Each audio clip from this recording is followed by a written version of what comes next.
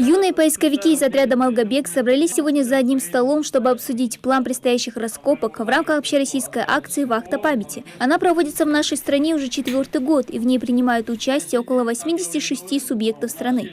Выезжают в боевые регионы, имеется в виду регионы, где непосредственно проходили боевые действия во время Великой Отечественной войны. И там, в лесах, в болотах, или если говорить о Кавказе, то в горах ищут защитников Отечества, которые пропали без вести. Несмотря на то, что акции всего 4 года, свою работу поисковой отряд «Малгобека» ведет уже 9 лет. Идея создания отряда возникла неожиданно, вспоминает руководитель Беслан Зейтов. Работал вожатым в Малгобекском лагере, часто вывозил ребят на природу, где те случайно находили различные военные орудия. Так со временем отдых перерос в настоящее полезное дело, благодаря которому ведутся поиски бойцов, летчиков, танкистов, когда-то пропавших, но сейчас найденных и перезахороненных. Сейчас вместе с ребятами Беслан готовится к новым поисковым работам, в которых примут участие различные поисковые отряды. Раскопки будут проводиться на Терском хребте. В рамках этого проекта участвуют поисковые отряды Северного Кавказа и других регионов. С Нижнего Новгорода, с Москвы, с Подмосковья приезжают. Есть желающие еще из других субъектов, но поскольку у нас возможности ограничены, приезжают те, которые сильно настаивают. И мы проводим в течение недели поисковые работы, поднимаем бойцов. Если именные, то отправляем на родину. Если не именные, то мы делаем торжественное захоронение здесь у нас на Терском хребте. Поисковой отряд «Малгобека» принимает также участие в различных акциях и выставках, посвященных Великой Отечественной. Ведет исследовательскую работу по поиску пропавших солдат. Чтобы из архивных данных напротив имен бойцов была зачеркнута строчка «Пропал без вести», трудится и сын Беслана, Юсуп Зейтов. Он пришел сюда по инициативе отца в возрасте 12 лет. Во время Великой Отечественной войны не было специально там писарей, и фамилии записывались по-разному. Бековых могли записать как Бековых, через П, фамилии меняли.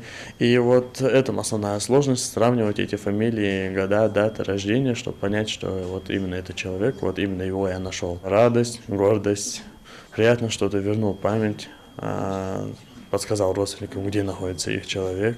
Они могут к нему прийти, на могилу посетить, будут знать историю.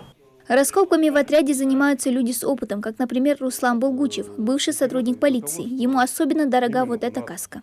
Вот это бойцу принадлежало. Это была женщина, по-моему. Была санитаркой. С ней мы достали вот эту пятизарядную винтовку Мосина. И рядом лежал боец с автоматом. Это в одном окопе их нашли. Прямое попадание снаряда было. Непосредственно это было на их головах, вот это все где-то останки подняли, с почестью перезахоронены.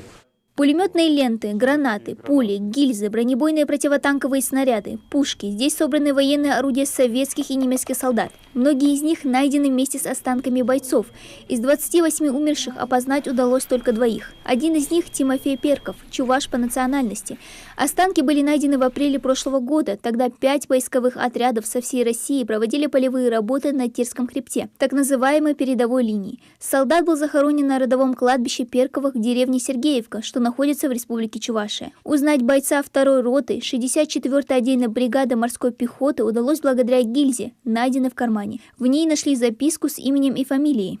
Именно вот эта гильза была с ним, имя этого бойца. С ним мы еще подняли 13 бойцов, но, к сожалению, их идентифицировать мы не смогли, потому что в то время считалось, что это смертный медальон, если они ложили бумажку, то они подписывали себе приговор Из-за этого они не ложили свои данные. Такое поверье было у бойцов. Но некоторые ложили, как например, этот Перков Тимофей Никифорович. Штаб отряда руководитель организовал в одной из построек во дворе дома, поэтому места для всех находок просто не хватает. Большая часть артефактов лежит под навесом, где они ждут своей реставрации. Для того, чтобы, очистить, каску, чтобы придать ему надлежащий вид, надо в течение дня-полтора поработать, зачищать ее, потом уже дезинфицировать, после чего мы мы его переносим уже как бы в другое состояние, уже как бы становится музейным экспонатом. Ну, с ним надо день-полтора повозиться, потому что работать надо аккуратно, видите, металл ржавый, чтобы максимально его сохранить. Правда, при этом мы их не красим или почти не красим. Мы оставляем в том виде, каком мы их поднимаем. То есть какой-то процент ржавчины присутствует, но он не так опасен. До 2015 года экспонаты, найденные при раскопках, передавали в школьные музеи Малгобека, но в этом году у отряда возникла идея создать свой собственный музей на базе 6-й Малгобекской школы. В следующем году дети перейдут учиться в новое образовательное учреждение, и там создадут музей поискового отряда. А акция «Вахта памяти» продлится до конца апреля, и поисковики надеются, что кроме новых интересных находок о судьбе своих пропавших родственников узнает хотя бы еще одна семья, а останки солдат обретут покой в братских могилах. Дана Плеева, Магомед Шаухалов, Новости 24.